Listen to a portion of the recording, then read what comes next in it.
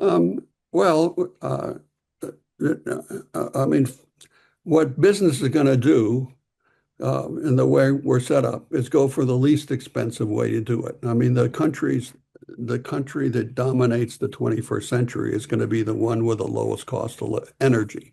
Mhm. The lowest cost energy is going to be solar and wind and some other renewables and stuff and a little bit of other things to fill in. It's not going to be fossil fuels.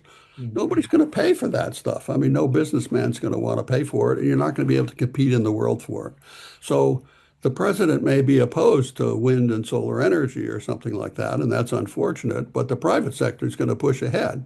That is what some of us are trying to do is facilitate getting this transportation system. If he would change his mind and say, I want to provide people the lowest cost electricity, then he would change and he would do this. He would build his transmission system. And so we have some ideas about how to try and get that started, trying to lay out the basis for doing it.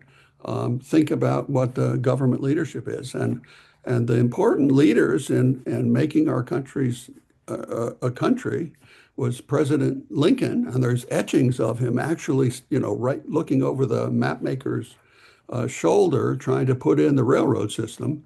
And then there's President Eisenhower, who sort of got the design and the requirements for the interstate highway system.